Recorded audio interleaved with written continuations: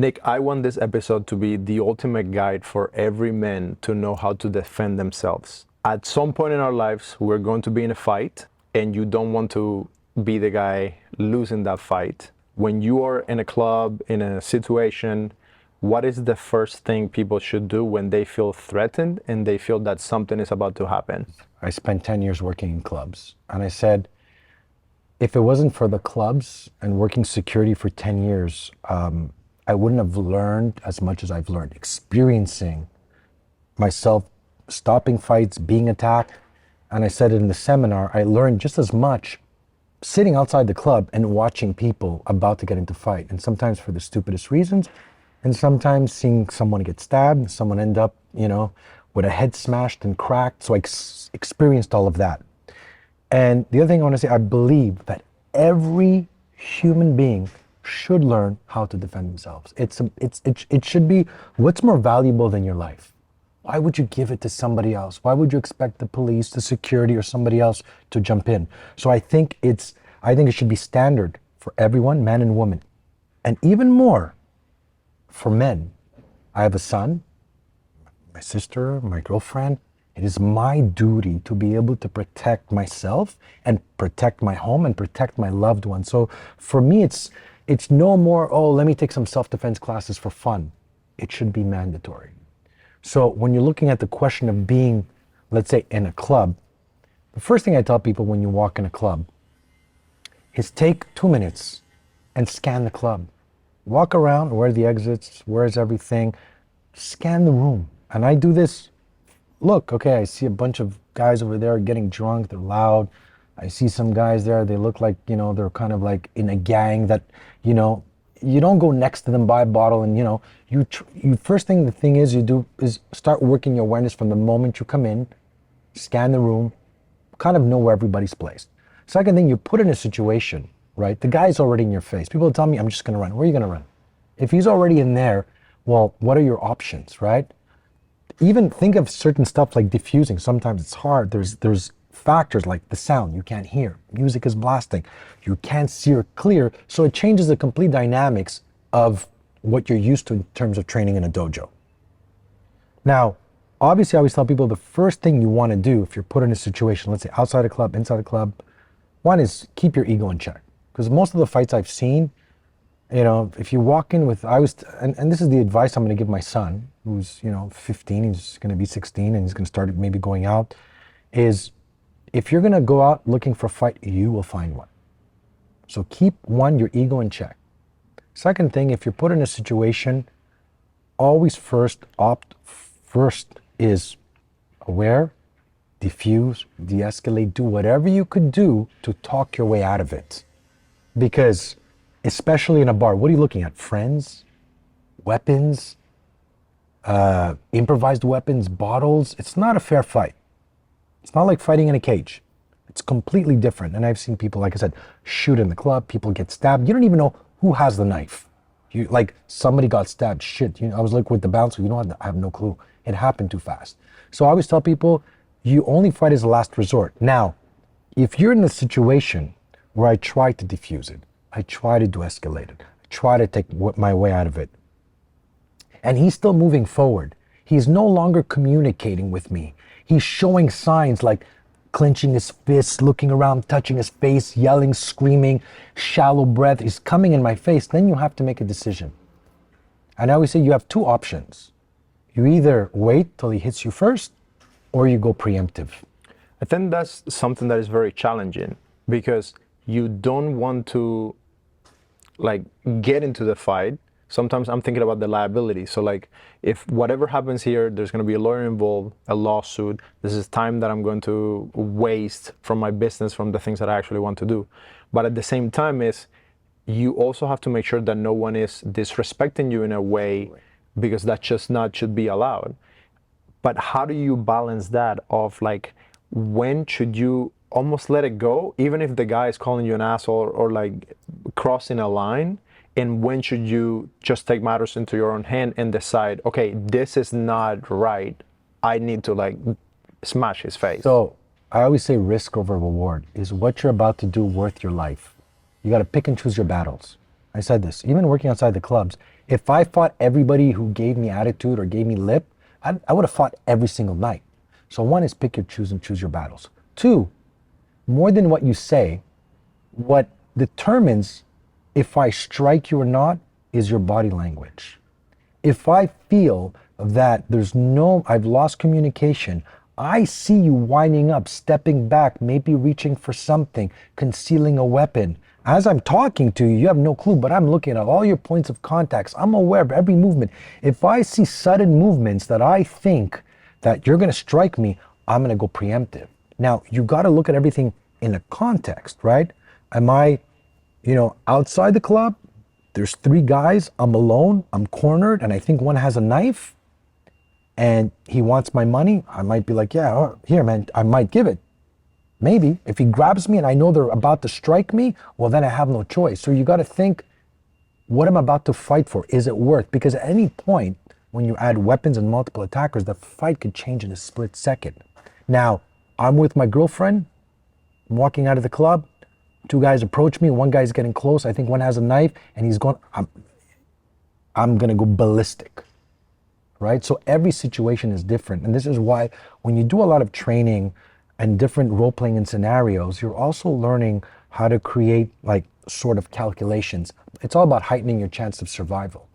So you always have to look at the whole context. So I always say, look at the body language, look what's happening. If I see indicators that you're about to strike me, personally, I always say you might as strike first. Yeah. You might as go preemptive. So now let's talk about that first strike. Once you know, okay, threat, we're going in, Yes. this is about to get started. What is your first go-to, like for anyone watching, what is the first thing they should concentrate and execute on? So I always like, if I could go into first strike vital target, either a solid eye gouge right into the eyes, like a palm strike and eye gouge, or first strike, I like to go right into the Why throat. not a punch? So it's not only a matter of not breaking your knuckles, right?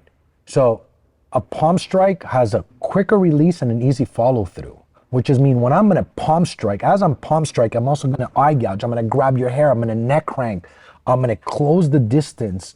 Where a punch is gonna do this, and it's fine. When I'm gonna palm, from let's say a passive stance where I'm talking to you, I'm gonna release it just straight. And whether you're punching or where you're palming, there's a big debate. The most important thing is that you hit your target. Yes, there's the risk of busting your knuckles, and I've said this, punch the floor as hard as you can and palm it. You'll be able to palm it a lot harder than actually punching it. And at the same time, when I'm punching, I'm following right after with an eye gouge, grabbing your hair, neck cranking, crushing your throat, hammer fisting. I'm gonna use more strikes than just a punch. I'm not saying punching is bad, but preferably, I rather go open hand. And as well, say I punch, bust my knuckles, I can't move my hand, you pull out a weapon. How do I trap? What else can I do next? Yeah, I think something that happens with me is like I've been training Krav Maga for a while with my brother Reginald, and we do a lot of strikes, hitting the pads, and we're mixing a little bit of boxing. When you are thinking of the punch, then your initial reaction is the jab, and then your follow-up is usually going to be like a hook or something else, and I can feel myself wanting to wound up and go with full massive force, and that usually has like just the timing and like what you were showing us in the seminar that we just did, the timing of that, and also you have less area of contact because like my hand, I have pretty big hands, I will be able to like hit you somewhere and get some damage and get you to like back off or get you hurt. If I do this, it's like almost 50% less area, so I got more chances of missing. But how do I train that? Because I think we start working out, we get strong, and like the first reaction of you as a guy is to like use your force. Absolutely. So how do I battle that or detrain myself to not go for the forceful approach all the time? So when you train with guys who are bigger and stronger than you, you'll realize very quickly that trying to out-muscle him and try to use force against force, you'll always be in a disadvantage. So I always say, like, I always use his energy against. If he's pushing, I'm pulling. If I'm pulling, he's pushing. I try not to use my force, and I try to use his momentum against him. And I try to keep these strikes as simple and as basic as possible, right? Again, when I follow, like you were seeing, when I strike, I'm striking moving in. I'm never striking moving out. And when I'm striking, I'm closing the distance. I'm not creating the distance, because a lot of the times, especially the box, I prefer fighting in close quarter range, and most attacks happen in close quarter range. So this is where I practice as well, because you're going to fight the way you train, right? So I box, I did MMA, and at one point, because I was doing so much MMA, I was catching myself doing MMA moves, like going for takedowns. I don't want to go for a takedown in the street. I end up on the ground. Look at multiple attackers. What happens? The guy comes and kicks you in the head. 2-on-1. One guy takes you down, you're getting kicked in the head. So I caught myself getting some of the habits because I was training in it, and then I had to rewire and be like, okay, Nick, you're training for self-defense. You're not training for MMA. So then I had to go back and train, let's say I'm doing MMA, with the awareness that I'm doing this for self-defense, and incorporate what I do in my training. So if you're punching the pads, practice hitting open hand. You could punch, hit open hand, you could alternate. At the end, again, whatever you're going to feel most comfortable with, through training, you're going to figure out on your own what you feel most comfortable and most safe with doing. And then it's all about repetition, doing it over and over again. I always say it's not about learning more, it's about learning less and training more. Yeah. Train the challenges, make it harder, pressure train, pressure test, do scenarios over and over, because there's only so many strikes you need. So I'd rather learn 5 strikes and know how to launch them from every single position than learn 20 strikes and always say, okay, now we're going to learn another block. Now, how many more do you need, you know? Yeah. Now let's talk about knives, and that is probably like the scariest thing that you can think of. And from training, I know, and you have seen all the movies and all of that, so like you think that you're going to be able to like karate chop the knife coming in and then da da da, and like that's terrible idea. I want you to touch on that, and also how do you get over the fear of you're most likely going to get slashed. Even if you do the technique correctly, there's a high probability that you're going to get some cuts. So how do you deal with that? So one of the reasons why I went crazy learning knife defense was I was working at the club, and as I was coming out, there was a kid lying on the floor. He got stabbed. The kid died in front of me. I remember it like yesterday. We're looking at, I was what, 24, 25 maybe when I was working at the club. So almost 22, 25 years ago almost, right? And that's when I got obsessed with learning knife defense, being like, okay, I want to learn everything about how does this weapon work? Why is it so dangerous? So I went crazy pressure training, pressure testing in bathroom stalls, elevators, staircase, big guys, small guys, lead arm, where I get to explore. And I'm like, I want to know, how can you survive against, it's about survival, especially against a knife. So I broke it down to a few concepts. The first one, people tell me, against a knife, run. 100% run. Somebody got stabbed yesterday in New York. He died, unfortunately. He tried to run. He fell over the bench. A lot of people say run. Most attacks happen in close quarter range. Most attacks happen within 3 feet, and the knife is deployed last second. So the idea that you're just gonna run, you're not. Now, if you tell me run, I always tell people, have you pressure tested it? Go watch my videos on YouTube where I pressure tested it against Helen. I used the grill purposely. I'm 10 feet away. The door is 10 feet away. By the time I get to the door, she stabbed me. Why? Because, and not only that, it's counterproductive. I'm turning my back. I'm running to the door. I'm not even facing her. Now she's attacking me from the back. What are my highest chances of survival? Is actually facing her instead of me trying to run. Now imagine the door was open. Imagine I had to put my key inside, lock it under high stress. It's going to look like this. So running, yes. In order for me to run, I need a good 15, 20 feet. I need the guy to show me the knife, say, hey, I'm coming. Then you could run. But that's not how it happens. Yeah. There was another attack in Montreal. The kid got stabbed. He was stabbing him in the subway. He ran. Eventually he got caught because he's in the subway.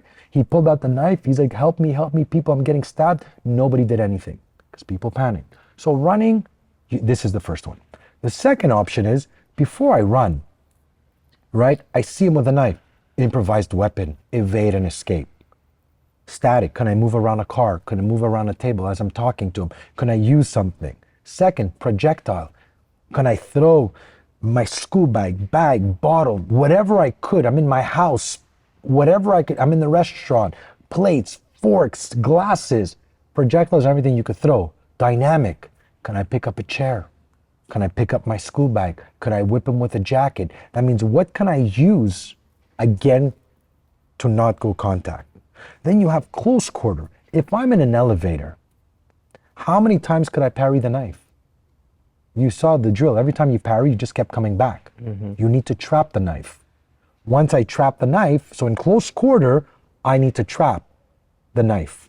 I have no choice. And I pressure tested it with markers where one person could only parry, and then we used another color where I could trap. And you saw that, yes, I got slashed twice when I trapped, but I got slashed 15 when I tried to only parry. So you close quarter, you parry. When you have that middle range, you could parry or use your legs, and then you find a way to either evade, escape, or trap. Now you could go from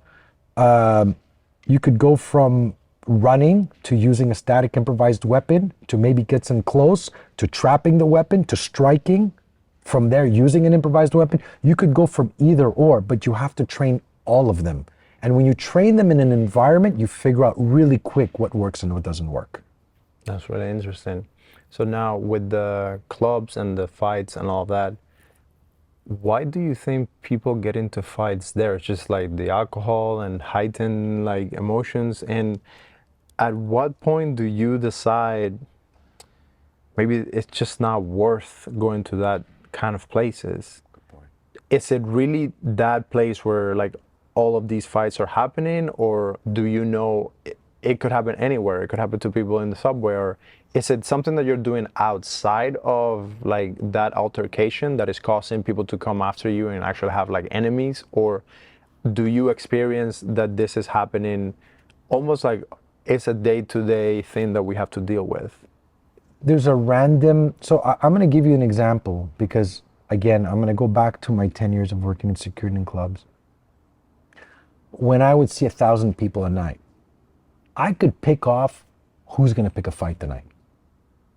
I could pick off just with their body language, behavior, the way they looked at me, the way they shook my hand, did they smile, did he walk up to me like this, did he try to squeeze my hand, did he try to pull, was he loud in line? You could tell everything through people's behavior, right? So I can tell who in here might pick a fight, and I could also tell who's the victim.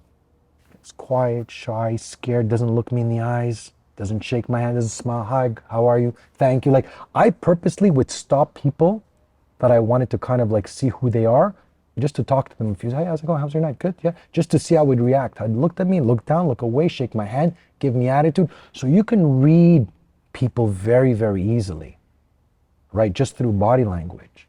And I tell people, and I had a student one time come to me, which was an old friend. He's like, oh, I really want to learn self-defense. I'm like, what happened? He goes, oh man, I got into a fight this week at the bar. I was like, man, it's the third time. I go, what do you mean the third time? 2 weeks I got into another fight, and then he was telling me the night before. I go, wait, I don't think you need self-defense. There's obviously something you're doing in your attitude that is attracting that. If you go in acting like a badass, like, trust me, there's somebody out there more badder, more tougher, that's looking for something. But if you go in there, and again, it's the same advice. I always look at what I'm doing now. What advice would I give my son? You know, keep who you are in check. Keep it in order, keep your ego. And I don't mean, don't be a pushover. Don't let somebody push you over. Don't let somebody bully you. Don't let somebody get into your face. That's not, I don't think that anybody should get bullied, picked on. Stand your ground, but don't also go in with an attitude. So there's always a fine balance between the two. Yeah, I think something that I have discovered with myself as I started training, now when I go to places, because I'm doing the awareness check first, and also once you learn the techniques and also you get your fitness like to a better level, you know, like 9 guys out of 10, if I had to get into a fight with them, I would smash them. Yeah. There might be one guy that could destroy me, or a circumstance or a weapon that I don't see or something like that. But most guys in any room that I walk into right now, unless they are either trained fighters or military, I could get into a fight and destroy them.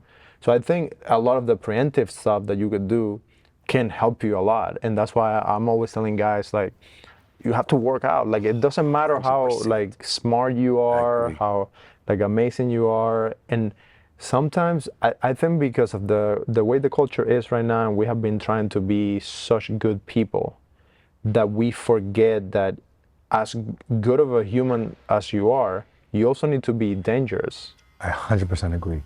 Now, that is something that, especially for young guys, is hard to like walk into that. So I'm curious to know, like, for example, with you and your son, I haven't met your son, but I would assume, being your son, he's probably like very disciplined, a very Very. nice kid. I have a son too, and he's so sweet. He's very emotional like me. He's very sweet, very loving and caring. How old is he? He's 9.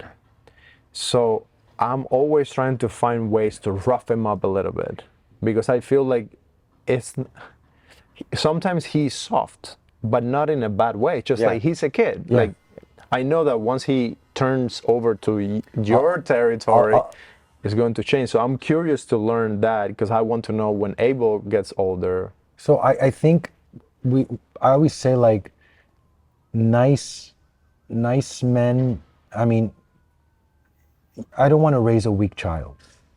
I'm very clear with that with my son. Last year he turned 15. You're gonna go get a job. He's working at McDonald's. You're gonna go flip some burgers. You're gonna burn your hands in the fryer. You're gonna learn what it is to work and what it is to make a buck.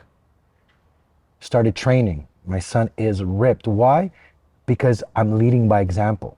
When he was young, he didn't want to train. So you know what I would do? I would tell him, no, take your iPad, just sit with me. And I would train. I wanted him to see me training. I wanted him to see me when I was training MMA with my coach. Come, sit and watch. I exposed him constantly. Even if he didn't want to do it, I wanted him to see his father do it. As he got older, he started getting into it. Now at 15, he's in high school, the girls, he's seeing fights. I exposed him to jiu-jitsu, Thai boxing. I wrestle with him. You know, this idea, like, no, he's a boy, I'm his father. It's a way for us to bond. We grab each other. He wants to challenge me. I have a text he sent me a picture. Dad, I'm ripped. I'm coming for you. So we play like that. So I wrestle with him. I want him to learn. And I told him, I made it very clear to him. If I ever find out you bully anybody, it's not going to be good. But if I find out that somebody hit you and you didn't fight back, don't be afraid of him. Be afraid of me. You have the right to defend yourself. The moment somebody hits you, and it's put in his head, the moment somebody grabs you, hits you, and I don't mean try to diffuse it, but if you're being attacked, you better fight back. Nobody has the right to hit you. Nobody has the right to come in your face. Nobody has the right to smack you. Defend yourself. And I put that in him. And I train. Now it's the best age. I train with him together. We hit the bag together. We roll together. We do things together, because I told him, and he's a very kind and soft kid, but I also don't want a weak child. You could be, to me, it's like you have to be a dangerous, like you could be a dangerous human being, but it's under control. I'm a kind, caring person. I'll help anybody. But if you cross my path and I think you're out to hurt me or my family, I will do whatever is necessary to protect myself, protect my family, and do whatever it is necessary to harm you if I have to, as bad as it is. Yeah. Now, once you get into the fight, everything goes out the window. Yeah. Because even if you had done all this training and you know, like, the 1, 2, 3, whatever, is bullshit. You get slapped in the face, and then what? So how can people work up to that? Because I don't think until you get into a real fight, you don't really know what it feels like. Yeah. But then with my friends, like when we're training, like we did a sparring with my brother and my best friend Abraham, it's it was fun, but it was also like, well, like Yeah. you get smacked in the head and then things change. What is a safe way for guys to do it? And sometimes we are going to tend to get into sparring and get into a little bit of more roughness training maybe sooner than we should. So people don't get hurt. How should they go about that? I always start like first, like you saw the drills we did. They were dynamic, they were in the moment, they were real. It was a form of sparring without contact yet. And then we went into drills that were more where you're still eye gouging, you're finding, you're working your tool and target development. It has to be a progression, but it also can't take years for you to do it, right? You have to do drills, get them comfortable with, let's say, rolling and doing certain exercises and drills where they're experiencing some light sparring or light sparring drills. And I go from there. Then I go into a little bit harder sparring with helmets more. And I'm not saying sparring, MMA sparring, I mean scenario training. Because if it's very different sparring where we're going one-on-one, and it's very different when I say, okay, we're doing a scenario, put on the helmet, you're gonna go to the bathroom, there's two guys there, I've told them what to do. Now that's gonna get your adrenaline going. Where you're like, okay, we are planning an attack, you don't know what, that's what we used to do. My training was, I got concussions, it was, the only risk with that is a very, very high risk injury. So I don't always do it unless people feel very confident. I tell them, do you wanna do this? It's very high risk injury.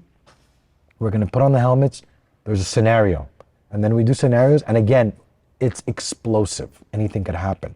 So you gotta bring them into it slowly, or else if you do it too much at the end, they're gonna get shocked, and it's gonna do the counter of them. So you gotta do it slowly, progressively, get them to it, so they get comfortable, they get familiar with the adrenaline, the heart rate going up, and then that's the series I follow. When was the last time you got into a fight?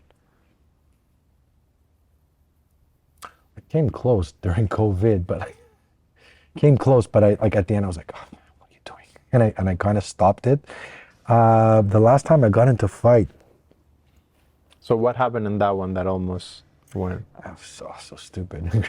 We were at the store, and there's where you had to wear a mask, and I took off my mask, and then I was on the phone because I was on the phone. I took off my mask, and the guy's like, "Hey, sir, put on your mask," and I'm like, Tom, I'm like, what? He's like, put on your mask, and then he was walking to him, and I put the phone down, I'm like, and then I walked towards him, and something switched, and then when I walked, and it's weird how somebody's acting like a tough guy, and as soon as I stepped up to him, and I brought my hands up and I went towards him, he's like, no, okay, I don't want to fight, and I'm like, and then I was like, in my head, I was kind of like locked and loaded, I was ready, because like the instinct kicks in that fast. Yeah.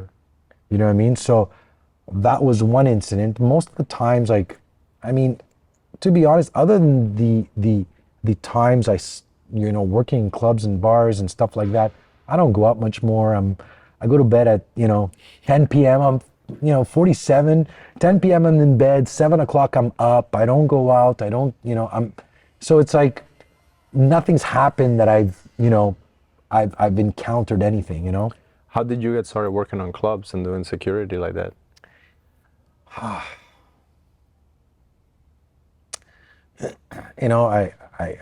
got kicked out of high school when I was 16. I was diagnosed with ADHD, dyslexia. I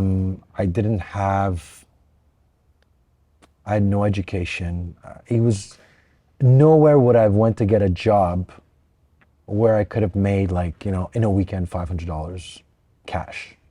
So I was like, where else am I gonna go work? What else am I gonna do? And I was training, and I'm like, I know all this self-defense, at least let me go test it out, right? I've trained for this, and let me go see if it really works. So I was like, to me, it was the only thing that I could do to make money, like a lot of money for what I was doing, and give me enough time. Like I was working Thursday, Friday, Saturday, or Friday, Saturday. The rest of the time, I was just training. My life was training.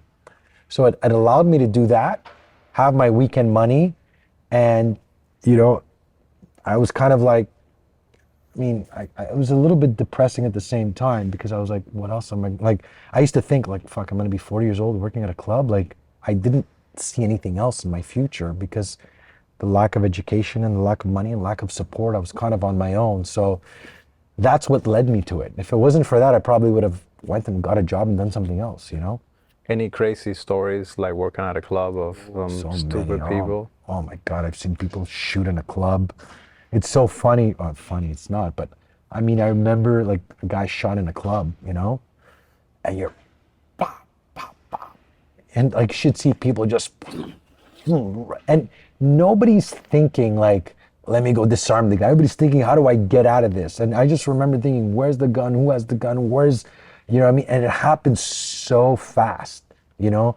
Or I saw a guy get stabbed with a pen and huge fight outside, and you could see the scars of the guys. Like, holy shit. He gets stabbed in the neck? Stabbed, like, and it's just like stab marks, you know? Or, I had a guy like, put a gun to my head. You know what I mean? And it's interesting because when you do all these scenarios and you train for them, but you also have to take things in context. A gun to my head, I didn't think, put up my hands, disarm and take the gun. No, it was like, shit, I got about 100 people in line. I got a gun to my head. There were 6 guys. Let me defuse this. Right? And at the end, they just wanted to get in the club. I'm like, so he got in with the gun? well, you call the owner comes, they talk, blah, blah, blah, da, da, da. We let him in and then we chaperone him, make sure they don't do anything stupid. What type of people is doing that kind of stuff? Like gangs and all kinds of stuff like that, you know. At one point it was... Was this in Montreal? Yeah. At some point it was bad, now it's got good and then it got bad again. So, I mean, in the nightlife, you'll see anything, you know what I mean? It's a little bit the terrifying part when my son gets older and tells me, Dad, I'm going to go to a club. I'm like, sit down, we have to have a talk. It's scary because, I mean, you see these things happen. You see people, I've seen people get stabbed. I've seen like, people pull out gunshots. Even though our gun laws are strict, I mean, there's illegal guns and shit like this happens, you know? Do you think that there is more violence now or less? It's weird. So it's very interesting because when I used to teach self-defense, I never thought I would be able to turn it into a business. I never thought I'd make money off it. That's why I became a strength training coach. And in the last COVID and after, my business just exploded. People probably need more self-defense than they need like just training, or not necessarily that they don't need it.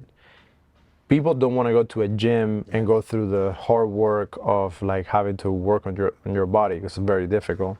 But when you see all of these videos on TikTok and YouTube and all the fights, you're like, shit, like that could be me. So I think that is what's driving people to say, well, let me take a class here. I don't have to run for like 30 minutes on a treadmill. I don't have to do a diet, and anyone needs it.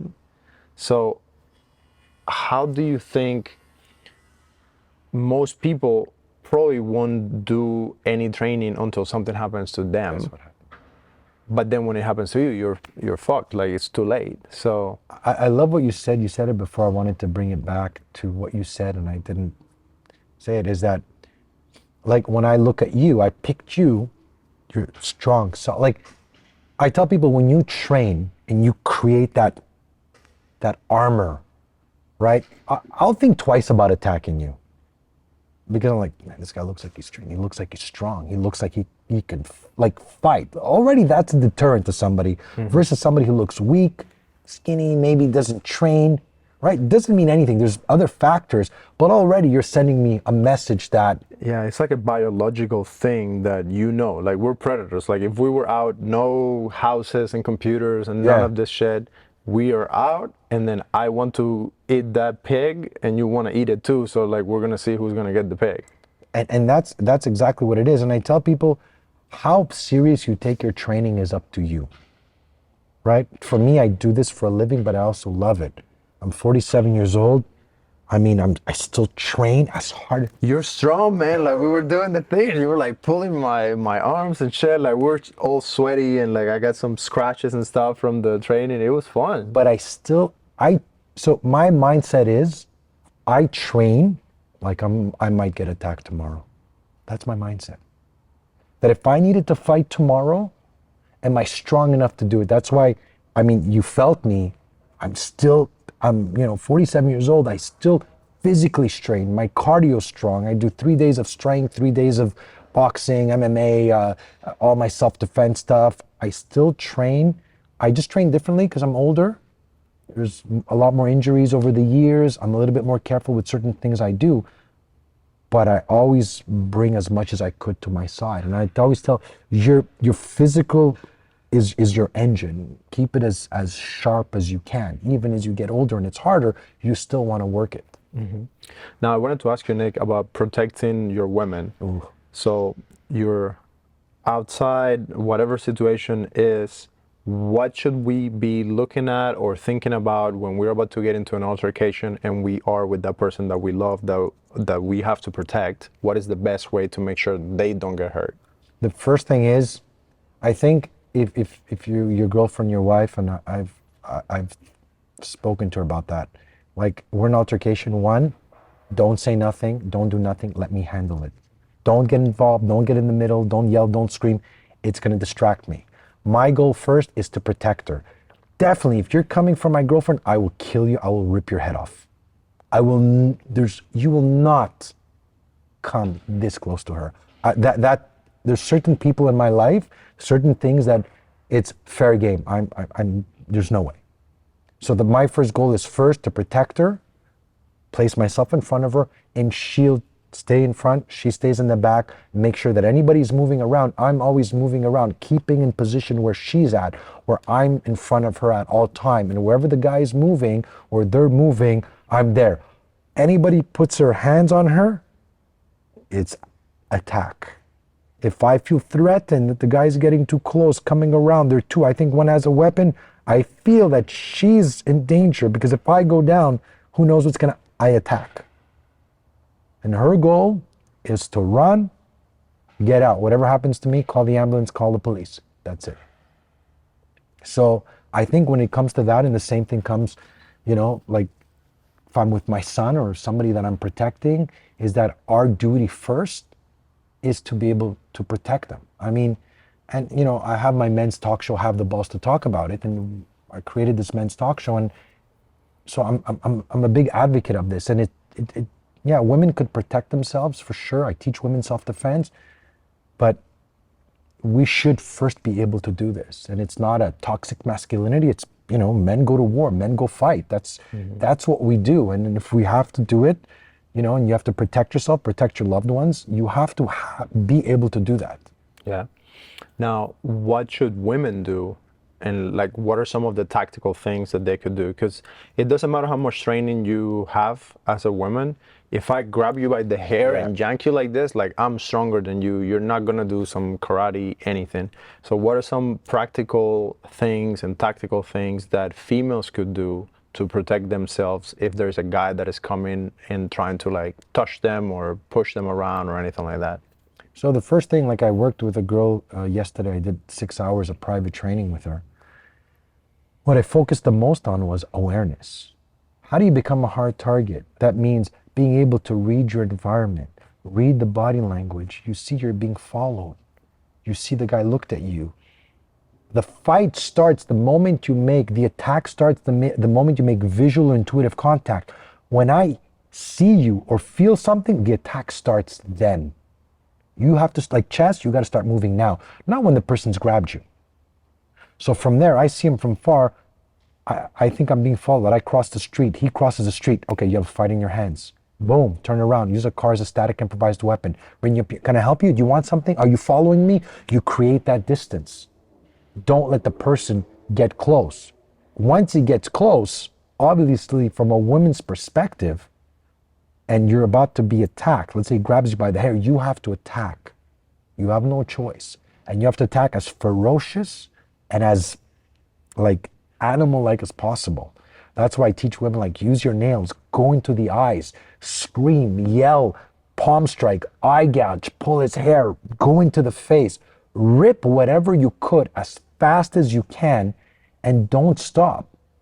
Because like people say, well, like, there's nothing you could do. I said, well, you're breathing? Yeah, you keep fighting, right?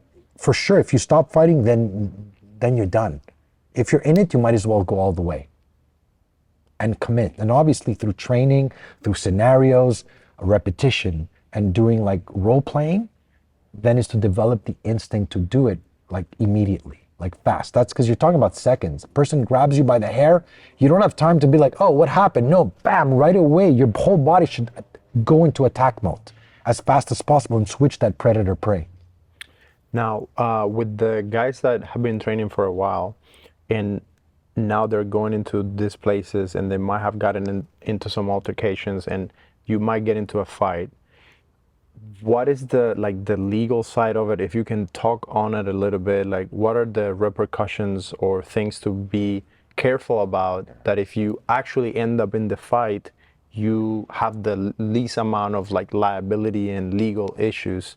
What are some things that we could do to protect ourselves there? See, that's one of the hardest things because, you know, more or less the amount of force you use, the amount of force and the amount of threat you're in has to parallel. That means if the guy, you know, if you got like a homeless guy walking up to me, he's like, hey man, you got any money? I turn around, I palm strike him, he falls on the floor and I kick him in the head. That's excessive force, right? If he gets close and I just push him away and I'm like, look, stay right there, then that's equivalent, right? So it's such a hard thing to answer because every situation is different. And at the end, you got to ask yourself, you got to look at the whole context and what is my life worth in this very moment? What is the circumstance? If I'm faced with three guys and one has a knife and I think my life is in danger, if you start thinking about liability then in a fight, well, you should be thinking, am I gonna get out of this alive? Right? So you got to look at all in a context, as well as you just have to be aware that the amount of force you use parallels with the amount of threat and danger you're in. If I give you an example, and I had this discussion actually with a police officer, if I take your knife away and you attack me and I use the knife against you, well, guess who's going to prison? I am, because I had the knife. But it doesn't matter that the person was attacking you first? No, because you had the weapon.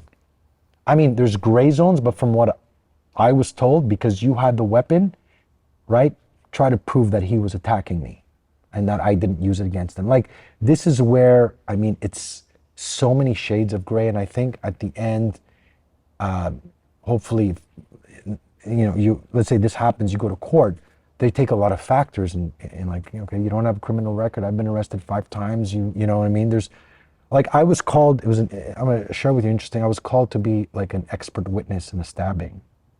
And as they're showing me the video, and it was the lawyers that brought me in, and you could almost see the little guys, because the cameras were bad, almost looked like little men. And I'm like, and she's like, well, I'm not going to tell you who's my client, but one of them gets stabbed. And as I'm watching there, I go, click. I go, this guy just stabbed. She goes, how do you know that? I go, let me guess, your client, like the person got stabbed here. I was like, she was like, yeah. So her client stabbed him, right? And he was claiming that he didn't, but he had a weapon, right? So, I mean, it's all shades of gray. I always, like, first I say, look at the circumstance that you're in and say, what is my life worth at this moment? Because again, even for women, you can't start thinking about liability if you're being attacked, like, especially if it's a life-threatening situation. Yeah, I think with women, it probably changes because, like, especially if it's a woman and a guy, there's very little chances that they're gonna have the losing side of that. That's true. I think for guys, that's the biggest thing. And for me, I almost got into a fight about 9 months ago. I was at a parking lot, so I go to like donate some things at a donation center, and then I parked my car, and there were some other lines next to the car that were open. So I forgot something in the car, and then I go to put it. So I open the door and leave my door open of my car. Then I go take the thing, and I put it in the donation thing. And when I'm walking back, my girl is still in the car. My door is open, my driver door, and then I see this big white pickup truck just go like this, like. And it seemed like he was gonna hit the door of my car with his truck, and then the door closes. So then I go to the guy, but my car was blocking him. So I go to the guy, like, why did you do that to my car? So he comes out, like he does that, he comes out of the truck and he comes like yelling at me, wow, what the fuck? You're like, he was like going ballistic, and I'm super upset because Yeah. it's like, I think you just hit the door of my car. So he gets up to my face. He was an older guy, about your age. He was like bigger than me, like heavier than me, but about the same height, maybe a little shorter. And then I had the adrenaline, like I had Everything, yeah. all the All of it, yeah. feelings. Yeah. And then for a second, my girl comes out of the car and she starts telling me, no, he didn't hit it. He didn't hit it. So she had crawled over and like she pulled the door. But from where I was standing, it seemed like he had hit the door on purpose because he like sped up and then he was coming at, charging at me, like screaming and stuff. So he was screaming with his hands down. And then I immediately did this. But I was like very upset. It's almost like I wasn't in control for about 2 to 3 seconds. I was not in control. So I had all the adrenaline and I felt this mix of being afraid with like anger and like aggression, but at the same time being afraid of what could happen. So it's a weird cocktail of emotions. I agree. And for a second, like once I put my hands up, and then my girl was like, "Oh, he's about," because she knows my training. So later on, she told me, "Oh, when I saw your hands come up, I'm like, oh." She was like, and that's when she started screaming, like, "No, no!" To like, she tried to de-escalate. So you were locked and loaded. You were ready to go. It's like automatically, like my hand just came up. Yeah. Which is a really nice trick because they think you are backing down. Yeah, that's exactly what it is. And the guy got even more aggressive. Like he had 2 older kids and they were like to the side and they just approached. And for a split second, then my brain like slowed down everything. And then it was like almost comical in my head. Okay. I'm like, I could like smash your face right now. Like, and he wouldn't even know what hit him. He wouldn't. No. Because like, I'm like right here, like his face was here and my hands were right here. And his hands were all the way down to his body. Even if you told him I'm going to hit you, he would never be able to stop it. Yeah. Send him an email. Send him an email. Yeah. So in that moment, once I gained clarity again, because he started yelling to her, and that got me really pissed. But then I also was able to hear her saying that he hadn't hit it. So he was still yelling at me and like being all tough and stuff. And then I'm thinking, well, I'm gonna hit you, and then I'm gonna hit the 2 boys. They don't look like a threat, so I'm gonna smash you and then go into the first one. The third one is probably going to like not do anything. Or once you hit the first one first, it sends doubt in the rest. Yeah, but his wife was also there, so then I was like, I started apologizing to him. My bad, because then I realized I'm gonna hit you. You're not even even though you're threatening me right now. And he was like, ugh.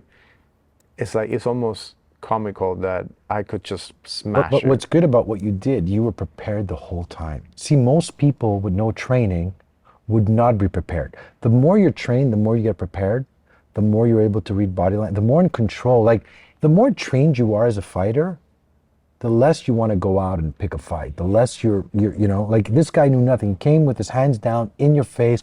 You brought your hands up. You knew that, okay, if I want to strike you now, I could go here, I can go here, I can go here, I can go here. There's like so many things I could do. And he probably had no clue that you were locked and loaded and setting up your strike. So I think too, what you did to be able to just switch through verbal and just apologize, now you're de-escalating the situation. What happened when you started using the verbal? He calmed down? He calmed down a little bit, but he was still like, and then I could tell that he felt good about it. Yeah. Because he's almost feeling like I put down this kid or like whatever, because like. But you think about it, it's not worth it. Because let's say you did like turn around and give him a bam shot straight to that. He falls down. As he falls, he cracks his head on the cement. Because I've seen that shit happen, right? That could be your liability right there. Mm-hmm. Because his hands were down, his hands didn't come up, he didn't tell you, come on, let's go, let's fight, where somebody was watching and be like, look, I saw him bring up his hands, he was just in his face. But you also had your hands up here, which also meant you were trying to talk to him. So the passive stance is also good for that too. It allows you to diffuse, to de-escalate, but at the same time, my hands are always up. I'm locked and loaded. I'm ready to defend. I'm ready to strike if I want. So I think what you did is exactly what I would have taught. Like, just diffuse it. You know what I mean? For sure. Yeah, sometimes it's not worth to take that fight.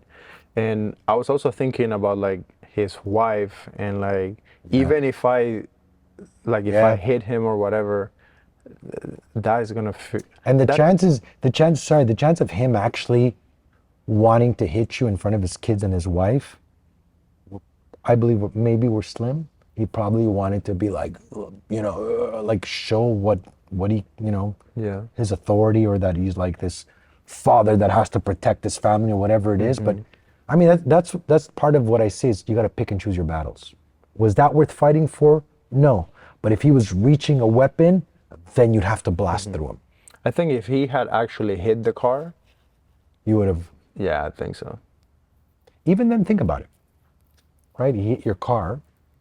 I mean, and you struck him first. It's an insurance thing, but you still hit him. So I mean, Yeah.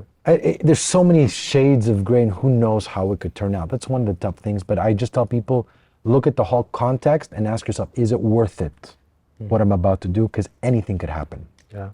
Now I wanted to ask you with your show that you talk about issues that men have and all that. What is something that you're passionate about that you have seen after having so many episodes and all that? What are those things that we as men are not wanting to talk about?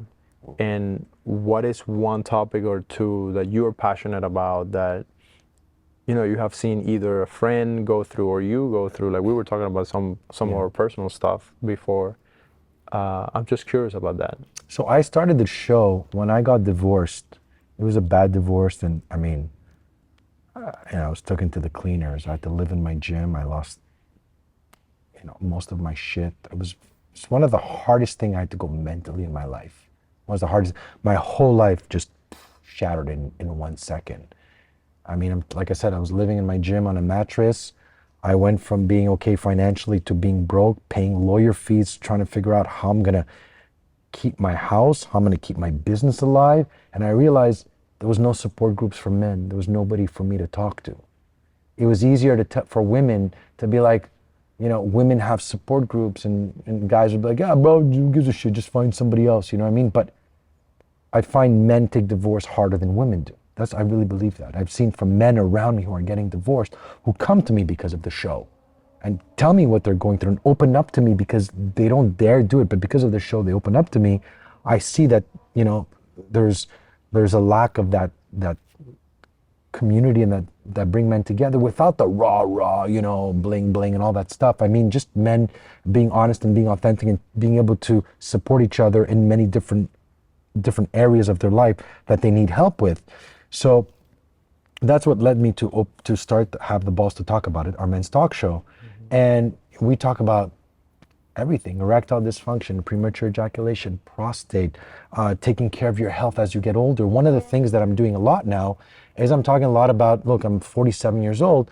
How do I stay in shape at 47 years old? So that's something I'm really focusing on, helping men regain their health when they're older. We don't need to age and feel weak and feel old and feel tired like we do. My girlfriend's 10 years younger than me, and I like it. It motivates me to stay in shape for her, right?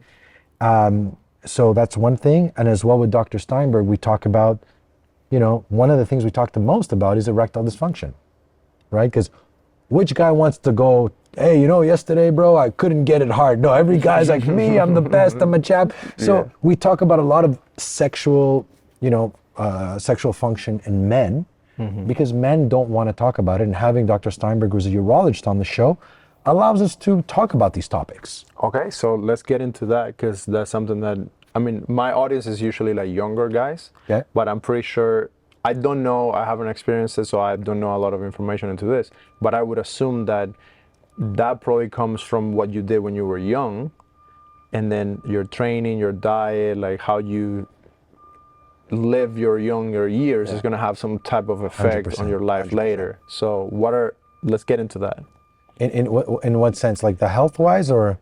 So for that issue of erectile dysfunction, like once you have that, how can you work through it? And is there anything that a young guy can do when he's young Yes. so he doesn't get hit with that later? Stop watching porn.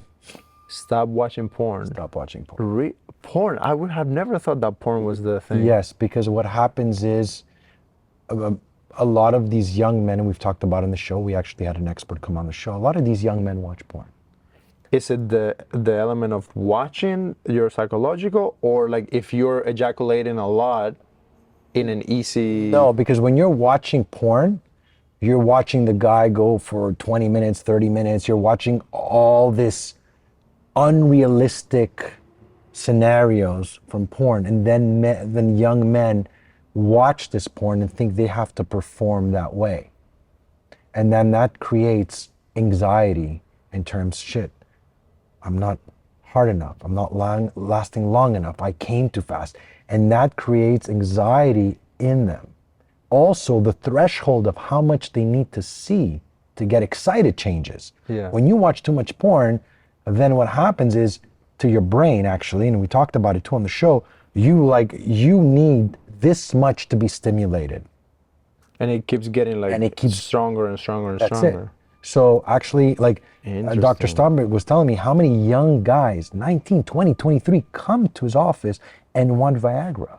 At 20 years Yeah. old, that's stupid. But if you've watched so much porn, if you've had the anxiety, the performance anxiety from what you've seen, what you've heard, because you're exposed at it from a young age, it distorts the reality of what is. And Andrew talked about it. You know, these guys inject stuff in their penis, they take Viagra, they take all kinds of stuff. But you as a young man, you're watching this, you're like, man, like, look at that.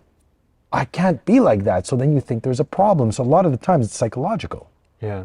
Now, for men, and Andrew says it, like, if you're 30 years old, 30% of 30-year-olds has erectile dysfunction, 40 to 40, 50 to 50. Wow. It's that high. It's And that. a lot of it is psychological, and a lot of it is physical, right? Like, if you smoke, if you drink alcohol, if you're out of shape, guess what? It ain't gonna work as well, because what's good for the heart, like we say, what's good for the heart is good for the penis, right? Because Oh, it's that's a blood good flow. one. That's a clip right there. So what's good for the heart is good for the penis. It's blood flow. So, I mean, I don't want to be like, I'm very healthy in that area. Why? I don't smoke. I don't do drugs. I don't, I don't, like, Do you drink, I don't like, drink. cocktails and I'll stuff? have a drink or two, but my system runs like a 20, maybe a 30-year-old, right? My cardiovascular is strong. I strength train. I sleep well. I practice, being mindful.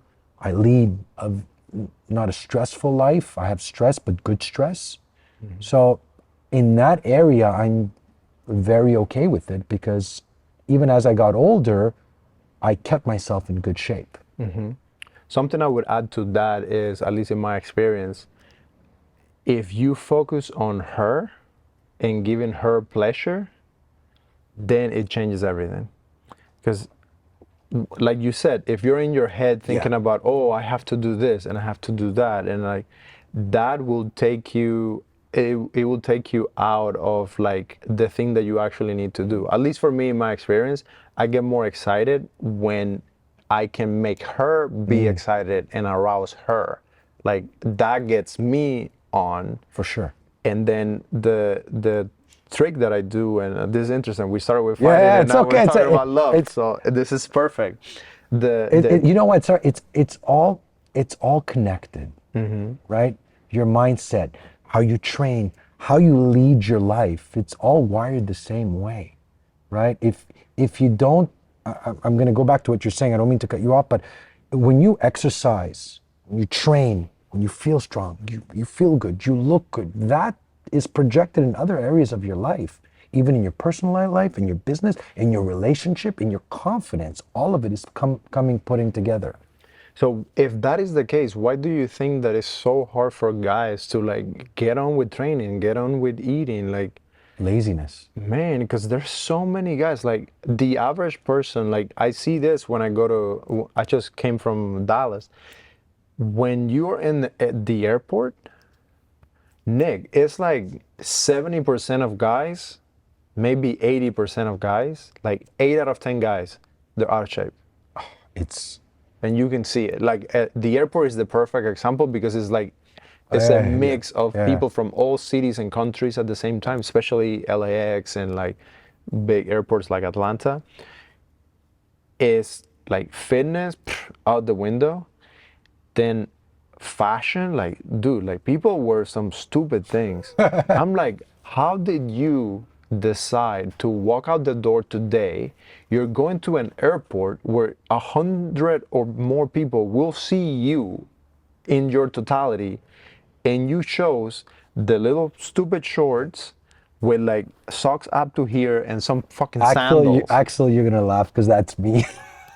That's you wear little No, shorts not and that, sandals. not that bad. But I think At least you're fit, so you can be like, I don't give a fuck. Like, I got muscles. the reason why I say that is because I think when you get to a certain age, there's certain things you don't give a shit about. Okay. Like I'm not as bad at what you're saying, you know what I mean? Obviously because of my girlfriend now, it's like she's like, babe, you know, you gotta buy some suits. I'm like, suits? Yeah, you know what I mean? Nick, we need to get you in a suit. So I get that. I get it what you're saying.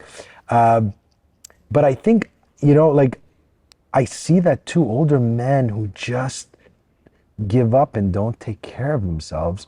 But I see men who are trying. Like I said, I try to lead. I'm 47 years old, and I say I lead by example. I practice what I preach. If I can't do it first, then I shouldn't be teaching, talking about it, preaching about it. And I do it because I always say, and everything I do now, being a father has really changed my perspective. Whatever I say my son is looking at me. I'm setting the example for who I want him to be in the future. It's no longer about me. It's about him. It's also about me because I want to live till 100. That's my goal. I want to live till 100 and I want to break records. That's really my goal. But a lot of people give up because they wake up in the morning and they have no why, no purpose. Their life, when you start losing a meaning in your life where you don't care as much, I care. I wake up every day, I'm like, how can I be the best today for me? How can I lead my life? How can I make today great? Every day I press the reset button, eat well, exercise, train, and like, because I want to live as long as possible because I'm living an amazing life. Why wouldn't I be taking care of this first? This is the most important thing. I don't have this, and I don't mean only looking good, making it functional. Well, the thing is that if you focus on making your body look good, it's going to function good. Because the only way to make you look good is by doing the right things. Like doing steroids, doing all of that type of stuff. I have never experimented with that. I understand why people do it. I don't think you should go for that. Try to stay as natural as possible and just do you. I know that it's very difficult because like when you see all those dudes on Instagram and they're fucking ripped and you're like, why can't I be like that? I have to remind myself, like the same way I'm telling everyone, like all the guys that watch the show and like some of the interviews that have gone viral, we're always talking about this specific type of thing, like focus on yourself and try to be like a hard motherfucker, like try to be like the best you can be and go hard. At the same time, I understand, especially for younger guys, or maybe for older guys, it's probably harder. So it's interesting you talk about that. I've never taken anything, never. And I think, and I know people who've taken steroids, and in the long run, because I never played with my hormones, my testosterone, nothing. I've been natural. At the end, I look much better than all these guys because I'm the same weight I was when I was 22, 23. So I hope this is going to help your viewers, your young guys who are thinking, let me take juice. In the long run, you're going to damage your body, 100%. Even if you calculate it to a certain degree. And it's funny, my son's 15 and he was telling me, Dad, there's kids doing steroids. I go, if you ever touch that shit, like and we had to talk to him about it. I said openly because my cousin used to be on juice, like this, right? Now he's on TRT, which the reason why he's on TRT is because his levels were low. Now, if you have testosterone replacement therapy, you feel groggy, tired, low energy, which we talk about on our show, then you go to the doctor, you do a blood test and you do TRT. You check your TRT levels. If they're under 12, then you need testosterone, but that's because you need to regulate your body back to normal. To normal, yeah. When we did a test, so we did a reveal, Dr. Steinberg did my blood test to do my reveal, because I didn't know. I didn't feel like I had low testosterone because I feel good, I feel energy, I don't feel tired. and my levels were like 23 or 24, whatever it was, which What's the was level that what's the range? I think it was 12 to 30 or so. That is That's the healthy yeah, that level? is the healthy level. Mind you, look, I was like, am I gonna need TRT? But no, I wouldn't. Were you excited about getting I it? was like, Getting a no, little bit because more? like if I needed it, because my levels were down, and I felt the effects of feeling tired, low energy, depressed, not in the mood, low libido. All that is part of low TRT. Then I would take it, but I don't need it, right? So if your levels are good and you're like, and I know a few guys that are on juice right now that are my age, they're more ripped than me, they're bigger than me, and I know the doses they're taking. I'm thinking, you're going to pay for that later. Is there like a healthy dose that they could take that wouldn't damage them later, or is pretty much like better to avoid all of that? Better to avoid it. And if you do, don't go to the guy at the gym. Hey, bro, I remember when I started training, I was like 16. I was a skinny, scrawny kid. Like, I was like, I got into self-defense because I was bullied a lot because I was small and I was skinny. And when I went to the gym, like, I didn't know, I'm looking at the weights. I know nothing about training. I started training. I see this, I remember it was an Arab guy. He's like, come, you train with me. I'm like, okay, the guy's huge. 2 weeks later, he's like, you take steroids. I'm like, that doesn't sound too good. And I didn't take it, thank God, because it does affect you later on in so many ways. So I tell, if you're watching this, don't take it, don't touch it. It's not worth it. Think of all the long-term effects. Also, like if you look at guys on steroids, they have like a body dysmorphia where they think they're small and they're taking more and more and more. It's a vicious cycle. And I know because my cousin, I say it openly because we had him on the show, he talks about it. And he's like, you don't want to play with that. Yeah, I only know of like one friend that he told me that he uses it, but he's in the sport. Yeah. So one time years ago we were having a conversation about it, and he said, in the sport is like everyone is doing that. You have doctors. Yeah. They also are doing it in a very safe Yes. way. They also know the risk. They're playing like a risk reward Yeah, they're type. calculating everything. Yes, they know, okay, I can do it for this long. This is the goal. This is the training. This is when the competition is happening. This is what it's going to do to your. But an average guy of the gym, like you said, you should not mess with that because it's very difficult. Like hormones and everything is like, and the same for women. Yeah. I know it's very difficult for women with their anti-conceptive pills Yeah. and all of that. All of those hormone regulations are very difficult, which maybe that probably is helping a lot of the cases of like divorce and separation and all that. Like, think about it, if your testosterone levels are low and her hormones are way out of whack, Yeah. there's gonna be You gotta some battles perform. there. Yeah. You know what I mean? And I tell people the best way and that's why we did the TRT when we did my test, was to see, okay, what is a healthy man? Like technically, I didn't know what my TRT levels were. They should have been good, and they were good. Why? I always say, guys, do it the natural way. It's a little bit harder, but it's longer lasting. Use me as an example. You got to spar with me now, feel me. I'm 47 years old. I move as fluid. I feel good. I light. I do intermittent fasting. I have 2 meals a day. I drink Oh, on a... you do intermittent fasting? Yeah, I have 2 meals a day. That's it. I haven't eaten nothing yet. Oh, damn, we need to get you some food. No, I'm good. I had like a me, little it's bar, hard. Yeah, the intermittent fasting. Sometimes I've had to not eat anything because I have a shoot at 6 in the morning, so I have to wake up and go, or I'm traveling or whatever, and then I end up not eating. More times than not, that hurts me in my performance because I can't think as well. I get hangry, and the whole How many meals a day do you eat? as many as I can. Just, yeah. But I mean, we have a like difference of almost 15 years, and you're still like in your peak. Yeah. Like when you hit 40, your body starts, like at 40 is when I felt, I could tell you actually at 45, I'm starting to feel a little bit the aches and the pains and the cracks. And, I mean, I was wrestling, I hurt my neck, I couldn't move it for 3 months. I've changed the way I train. I'm more cautious, but I'm also more careful with my diet. I don't eat, like, I feel good eating 2 meals a day max. That's it. I have like either like I'll have my big meal at like 3 o'clock. Like everything is timed. When I train, when I eat, when everything, my whole day from the moment I wake up all the way to night is calculated to a T. I'm very disciplined because at the end you need discipline. And that's where a lot of people fail. They're like motivated. I'm like, motivated is you starting the engine. Discipline is like you sticking to it every day. You feel depressed, show up. You feel sad, show up. Your girlfriend left you, show up. It doesn't matter what's happening. What did you write you're supposed to do? That's what you're supposed to do. Disconnect with how you feel and what you have to do and make it happen. And just focus on one day at a time. And that's where a lot of people fail, right? They want to start training. I said, just start by just walking 30 minutes a day. They're like, what? Just do it. Well, I go, do it for 3 weeks. When you could do it for 3 weeks every day, come see me. Then I'll tell you what to do next. Most people don't even do that. What do you think is missing then for people? It's sometimes I think, Nick, it's just in your genes. Like either you have the success thing in you or not. And I'm afraid, like, because I'm trying to do that for myself. Because even for me, I'm very disciplined.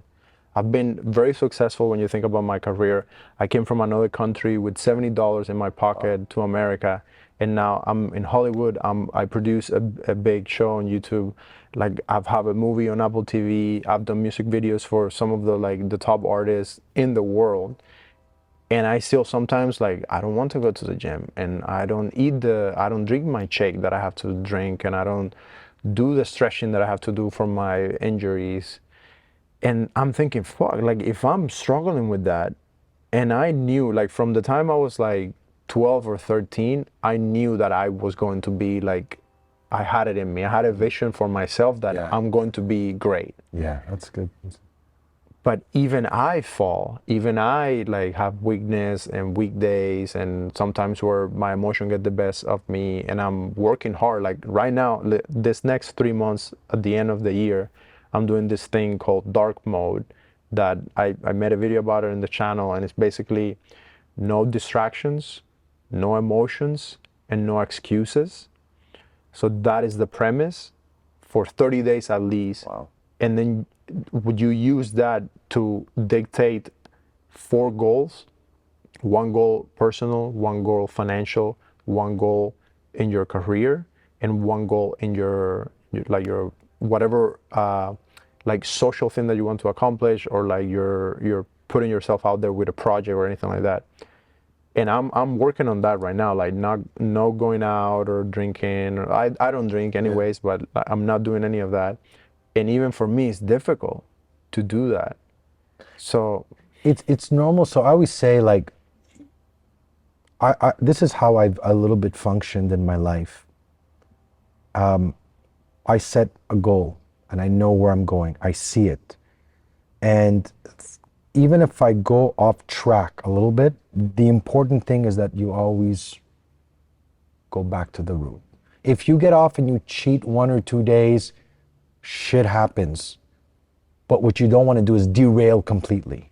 If you catch yourself, come right back. It's normal that sometimes, like if this is your line and you're doing this, what's important is just catch yourself and be conscious and aware, like, okay, I'm losing track, go back, go back, go back. It's almost hard to be disciplined every single time on everything. You will come off sometimes and do this, but what's important and where most people fail, and I think people who are successful and entrepreneurs and things who are disciplined, they always come back to where they're supposed to be. Whereas most people, they lose track and then they just give up. They cheat 1 week and then a month later, they completely forgot about what they were supposed to do. So I also say, don't be so hard on yourself, because even me, I'm the same way too. I say, oh man, Nick, I'm not as disciplined to what I said I was gonna do. And when I catch myself, it's okay, Nick, you know what? You screwed up today, tomorrow. Don't let it happen again. And if it does, it's okay. Like I've learned to be also flexible, but the important thing is that I'm always staying where I'm supposed to go. I never reroute for a long period of time if I catch myself. Like things are gonna happen, I'm gonna travel, I'm teaching seminars, I might cheat sometimes, I might do this, I might catch myself, but I'm always conscious of where am I off the track and how do I have to compensate and come back to it. how do you do that? Do you write it down? When do you think about it? Is it like a pillow talk? How do you manage to not lose track of recentering? everything I do is written down. If you come to my house, my son freaks out. I have a board in my living room with everything I have to do every day. I wake up at the same time, I sleep at the same time. When I train, when I eat, when I nap, when I meditate, I have my talk show, I have my personal training clients, I have my online business, I have my acting career that I'm pursuing now, and I'm doing a lot of stuff. So time management is key. When you get to my age, time is currency. I don't have more time to waste, which means if you're in my way and you're wasting my time, guess what? You're gonna be cut off pretty damn quick. So I'm very disciplined because I'm 47, I'm 46, I'm gonna be 47. I got another 30 years. I know it's crazy when you think about it. I have 30 more years of my life. This is crunch time for me. Now's the time for me to make it. Whatever I do in the next 20, 30 years, after that, I wanna be like 70, 75. How much can I get done? So for me, I take what I do very seriously. My time is precious, where I give it to, where I focus on it. So everything is written down, so I don't waste a second, right, in my day. So I know on Sunday, like I'm flying back tomorrow night, I sit, I look at my board, what do I have to do? Then I have a board in my room, in my living room, in my gym, with notes of everything I have to do. My schedule is very, very tight, and it keeps me focused and disciplined. It also keeps me away from watching stupid TV, hanging around with a dumb friend. I don't care. I don't care. I don't care if people get offended because, hey, bro, you want to go for... No, not really, man. I'm busy. Bro, you're always working. Yeah, okay. Oh, but bro, you change. Okay, good, bye. I don't care. Yeah. I'm focused, and you have to be. When you're young, you could waste time, right? And even then, it's not, hopefully you're learning, but I spent my 20s drinking, partying, working in clubs, bars, useless shit. Do you regret that you did that?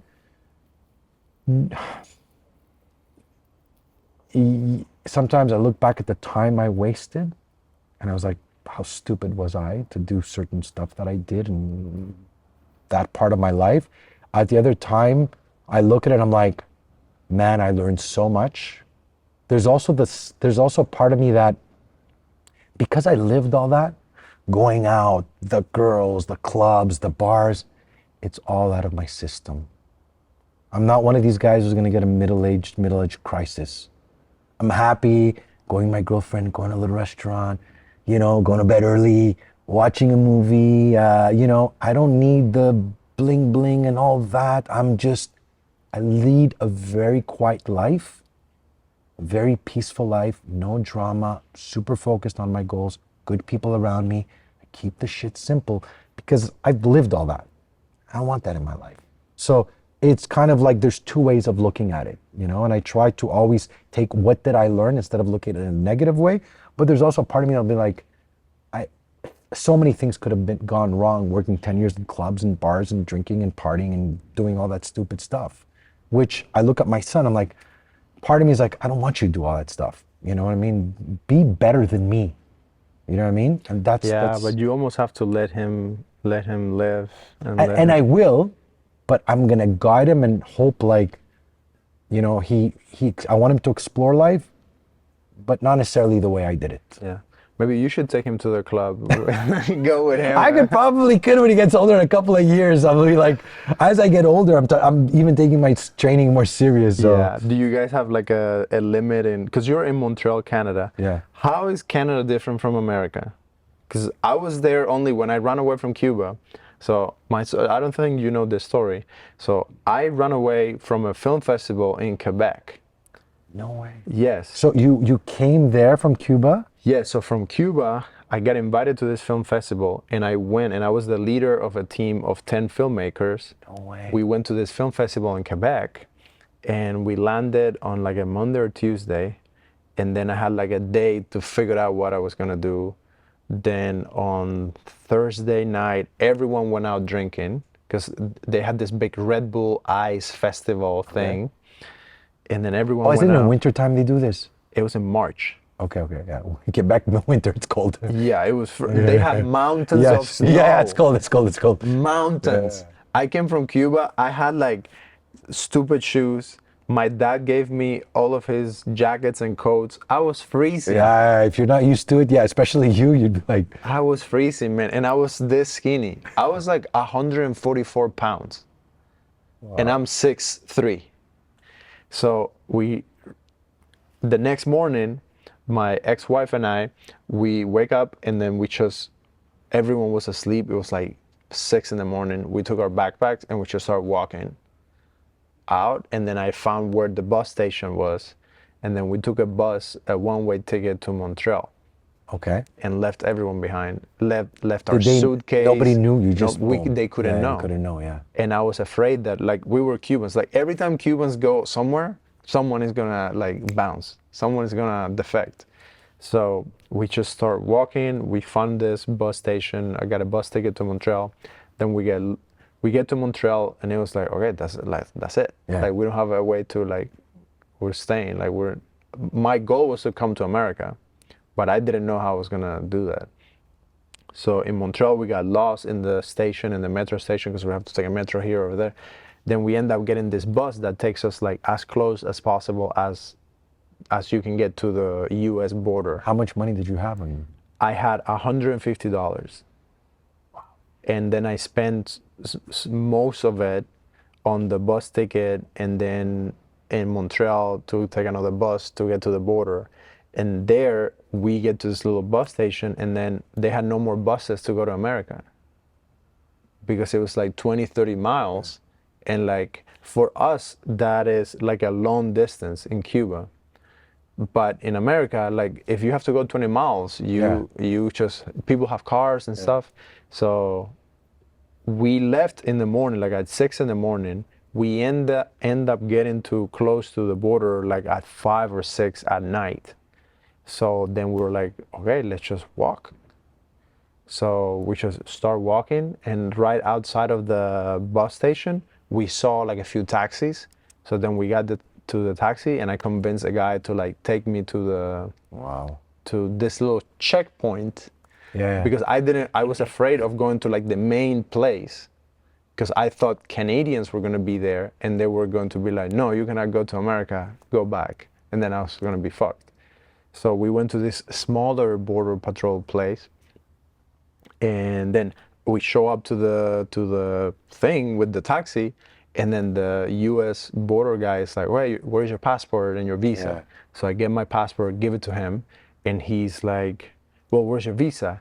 And I'm like, well, I'm from Cuba, and like, I'm coming to America because I want to like do the Cuban adjustment law. And he's like, what are you talking about? And I'm like, yeah, I from Cuba, and like, I'm coming to America, like, I want to be in America. How many years ago was this? This was in 2012. Wow. So I opened the door to like get out of the car, and the guy is like, stay back in the car. He grabbed his gun. He's like, stay in the fucking car. Like, he freaked out. You get shot in the U.S. Yeah. So the taxi guy like pulls up, and I'm afraid. I'm like, they're gonna send me back. Like, we're in so much trouble. They take us in. They start checking us to see if we have any weapons. They check our backpacks, and they start asking us questions. There was only 2 officers in that small thing. So they drill us with a bunch of questions. The taxi cab guy, he was from Montreal, so he knew a lot of French, but his English was kind of not great. So I'm like, so sorry. Like, the guy thinks that he's gonna get detained. He had some issues, like he had some problems, like in Canada with the with the law. So it was like a thing, man. And then they keep asking us questions, and I'm freaking out. And they call more people. Like 20, 30 minutes go by, some other people arrive, they ask us more questions, and then all of a sudden they're like, welcome to America. And that's it. Yeah, and they're like, okay, you can come. They took me to another like border patrol place, and then they did all of our paperwork and all that. So that's But you can never go back to Cuba now, can you? Yes, I was able to go back to Cuba. After I got my green card in America, then I was able to go to Cuba. And now I'm a citizen, so now I'm fine and everything's good. But CJ has an even crazier story. Like, he did like... Wait, oh yeah, it's true, because he But did you bring him after? After, so CJ came last year, and actually yesterday was his 1-year anniversary of being in America. CJ! And his story was 10 times crazier, because he had to go through all of the countries in South America. So deal with cartels, getting No way. kidnapped, being shot at, like being threatened For real? with knives, like running Shit. away from the cops, running away from the cartels, being thrown in prison for a few days. You guys Like writing a book about this or a we movie? want to make a TV series, Yeah, so that's we pretty. want to write a TV series about that entire thing because Wow. it's very wild what we have been through, and you know part of that is why every single thing that we do, every single day that we are here in America, we have to like make shit happen. Like we can't just Yeah. be like, oh yeah, like we're here. No, it's like there's so much here that people don't realize that they have. And there's so much we can do with our lives and like with all the resources that we have here Absolutely. that we are, you know, committed. Like I want to make the biggest movies, the biggest TV shows that you have ever I dreamed think of. I think for you when you're telling me this story, I think the fact that you took this chance, you sacrificed so much to come here, you're able to appreciate the opportunity even more and be able to say, okay, I have all this that I can do so much with. And then you have people that are born in it and complain and don't do nothing. And the sad part is sometimes the least opportunities, like the you know, I didn't grow up with a home where nothing was given to me. I grew up, you know, fairly rough upbringing, you know what I mean? I know what it is to open the fridge and be like, look at my sister, what are we gonna eat today? I'm like, oh, you take this, like, right? So that changes your perspective on life. But that also creates a certain amount of grit, of strength, of fortitude. Also the mindset of, you know, I'm gonna do whatever it takes to make it. I'm gonna do whatever it takes for me not to live like that, not to be like that. You know what I mean? So, and I think today, especially Canada, US, you have the opportunity to do whatever you want, whatever you can, no matter how hard or good the system is. It's irrelevant. To me, it's irrelevant. I always say, who comes in power? Doesn't matter, right? I'm still gonna maneuver around any system because at the end, I'm gonna play with whatever I have and I'm gonna figure it out. I'm gonna be adaptable to whoever's in power, whatever's happening politically, for me to get to my goal and what I need to do. I don't focus so much on that. So I have people complain, oh, it's this. Like I look at COVID. People were losing. I tripled my business on COVID.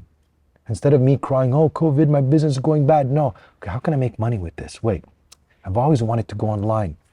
I started offering 30-minute sessions online. I was doing it for free just to get people in.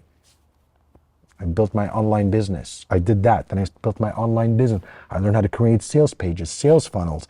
Let me create courses online, get a film crew, and I built my whole online business. During the 2 years most people were complaining about life, I actually had a great time. I actually feel like it slowed down life. Like it gave me more time to reflect, spend more time with myself, pursue the projects I've always wanted to do. So everybody was living the same thing, but each person lived a different experience. And that's basically how you lead your life and your mindset. I mean, really, that's the way I see it. So let's talk about that with your online business and all of that, because I'm very interested in making money and finding ways for people to learn how to make money. So give me like tactical things, like if someone is thinking about starting either a coaching or a training business, how does it work? What are the things that you need to get in place? How can we like maybe simplify like the 1, 2, 3 steps and the things that you have learned? I would love to get into that. So, you know, it's funny because I'm not an expert in this field and I've seen a lot of the Have guys. you made money? Yes, I made money. Then that's all I But care about. Like I don't want you to be an expert. it's pretty interesting because I made more money than what I was expecting. And the first thing is I tell people is have a product that you love and you're passionate about. How do you figure that part out? Because I think usually when you're starting to think of a course, you're not thinking about the product. You're thinking about, I want to make X amount of money. See, I don't look at it like that. I always look at, okay, what am I passionate about? What do I love doing? Okay, I love self-defense. I love teaching it. I love talking about it. That's my passion. So yeah, there might be a lot of money in real estate, but I don't know nothing about that and I don't want to get into that. So start by doing what you love and what you're good at. Okay. So then what I did, I said, okay, let me start learning about online business. How? Hey, YouTube, start with that. You don't need to pay anybody for now. Just go on YouTube and figure shit out. Were you doing your YouTube channel already? I was doing my YouTube channel already. How long ago did you start doing your YouTube channel? I started 13 years ago. Wow. Like And when now you're like over 100K subs. How many subs? 400,000. 400,000? On one channel, the Nick Drossos, the code red is at, and that's what my business partner, Patrick, that's like 220. And Have the Balls is 10,000. Damn. So combined, you have like over half a million. No, you have 400, 220, and then 10. So that's like over 630. And like, I mean, we have so many resources. I tell people like everything is there. You could learn anything and everything online. You just have to have the patience and time to research. So your first channel that you started was 13 years ago. 13 years ago. And that's the biggest channel? That's the biggest channel. How long it took you to actually get it to like make you some substantial, like let's say like $5,000 a month? So I was making, and I say it openly because I don't care, I was making maybe 7 or 8 years ago, I was making anywhere between 2, 3, up to 4,000 a month. Then they changed their algorithm. Now I make between 2 and 500 a month.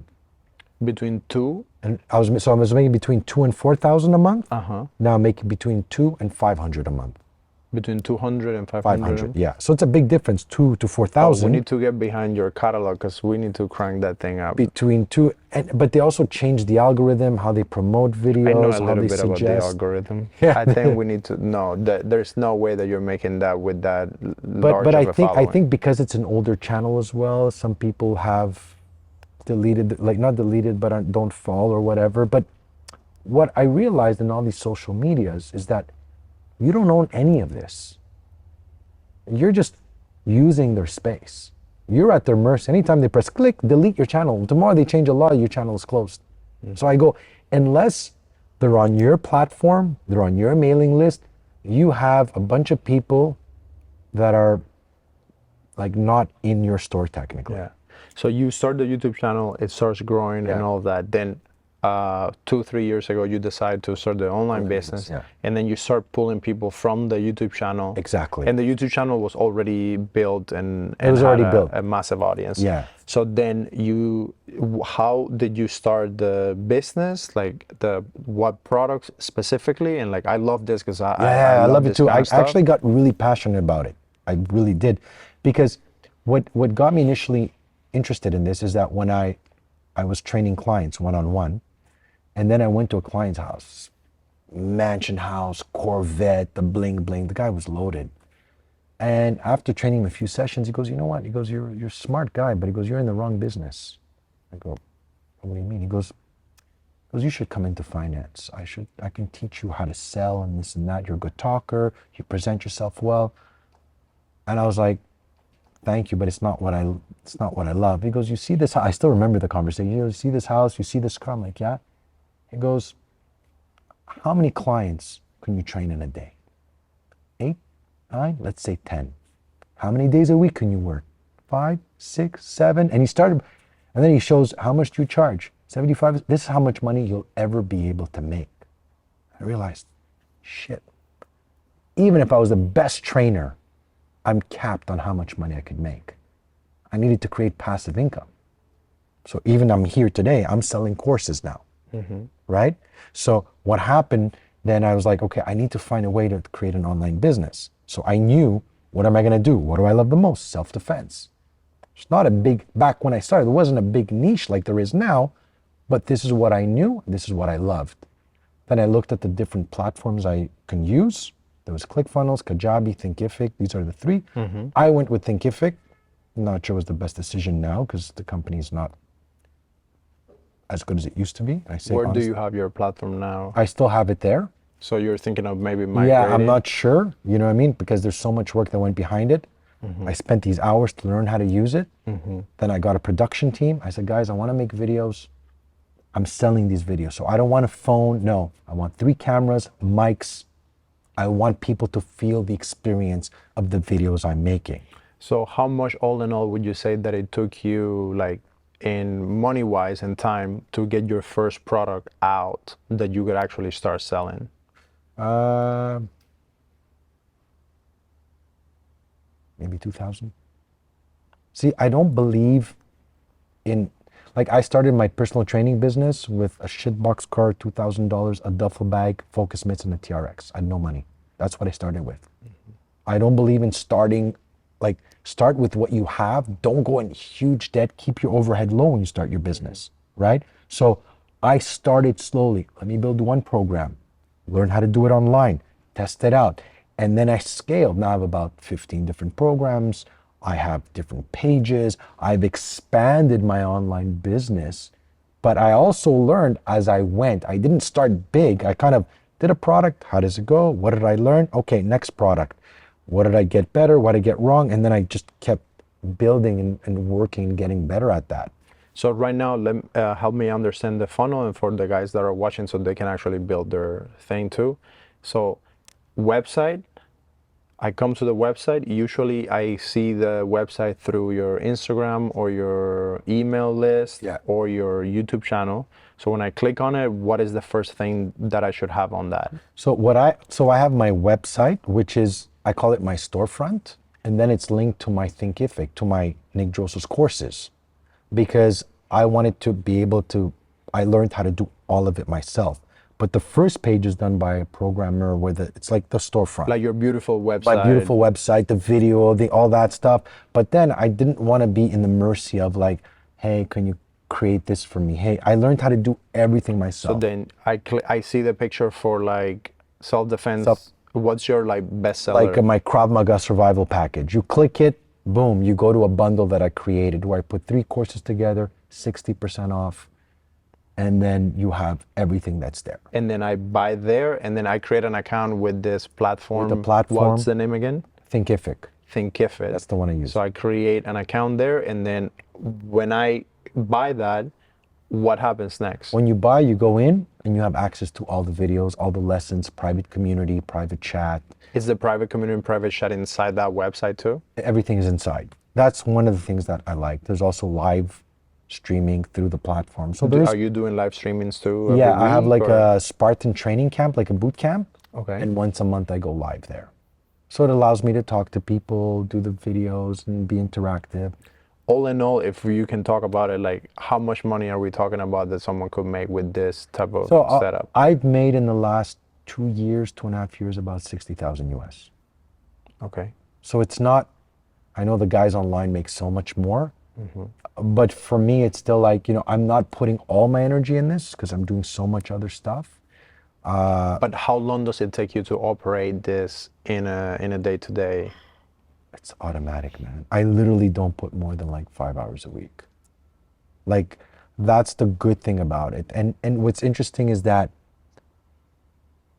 I'm doubling what I make almost every year. So now I'm making a lot more than what I used to make. And it's passive income. Like, I mean, I go on vacation, I'm here, and I sold. And someone is buying a class. I sold a course yesterday. I woke up like, okay, somebody bought my Bob Dummy course. I made $20, but 20, and then 60, and then 100, and then 20. It adds up. Yeah, it does. So you create a course 2 years ago, but I'm still making money now. That's where you're making money. Whereas working and like, I mean, I don't need to physically be there. So I'm creating long term. Yeah. And now I kind of know I did make some mistakes, and now I'm getting better with them. So well, the good thing is that you're actually selling something that is good for people. You're not doing some bullshit oh, how to get rich in like 30 days. No, that's the thing. And I stay away from all that pitchy, scammy stuff. Like, I love what I do. I'm teaching what I know. I'm authentic. I'm real about it. I'm not like, there's no like funnel trick where, hey, here's a course, and I don't know. This is what it is. This is what it costs. You know. Do you have a subscription model? I have one, yes. Okay. How is that doing for you? It's doing actually pretty good. And I did it because I have like courses that are less expensive, courses that are middle, and my subscription model is also the one where you have monthly live sessions with access to all my content. Okay. So I have members in there too. So I've created something for everyone. That's very interesting. So what do you see like the future? 2024 is coming. Like, what do you see for the next year for yourself? What are you like excited about? What are those like big goals that you have?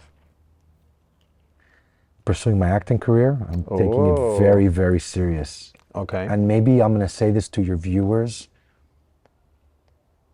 Sorry, can I swear? Fuck yeah.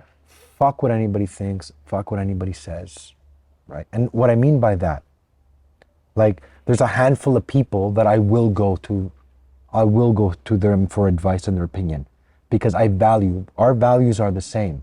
So the idea that I don't give a shit what anybody says, no, there's certain people I do care. But these people are based on what I've seen they've done and what they say and what they do.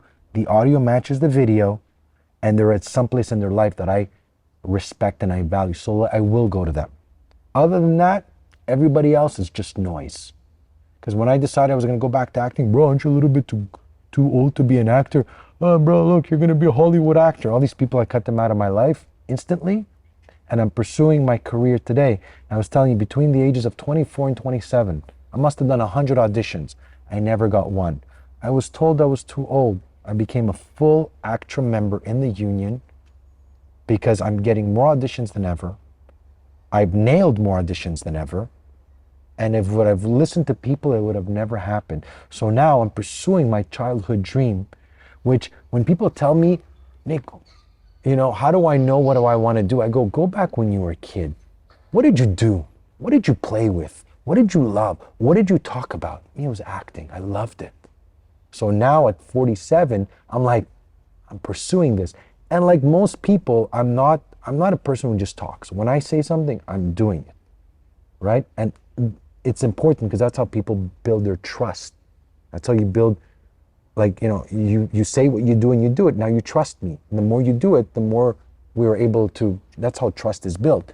And I'm pursuing now my acting career, but I'm not doing it for fun. Meaning, yes, I'm having fun doing it, but I take it serious. So now this is my next venture. I'm starting to write, starting to produce. I'm starting to combine my talk show as a host, my self-defense for my movies, because I'm typecast all the time, and it's great, I'll take it. I'm starting to write my own series.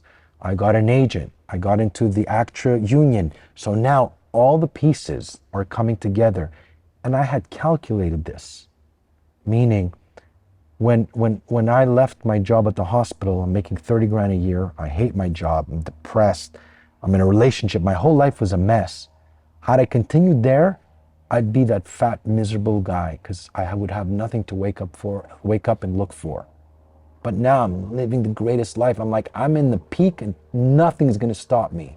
I'm definitely not going to let anything stop me. So my mindset is like bulletproof. So now when I did my acting, I started my YouTube channel because I got so depressed that I couldn't make it as an actor. So let me open a YouTube channel, show what I do, but at the same time, it's a form of performance. And I'll come back to the acting later. Now I'm coming back to it almost 20 years later. One, I'm different financially. I'm set, I'm comfortably financially. I'm not going in with the urgency or the desperation to get every role. I'm going in it with, I'm having fun doing this, and I'm ready to what I sold myself short with my goals because I didn't have the confidence when I set some of the goals. I surpassed all of them. Now I'm coming here. I'm coming to Hollywood. I'm going to find a way to make movies, produce movies. I'm going to find a way to get their attention. But the one thing that I do have is a lot of patience. A lot of patience, and I'm calculated. It took me 20 years to become an expert in self-defense.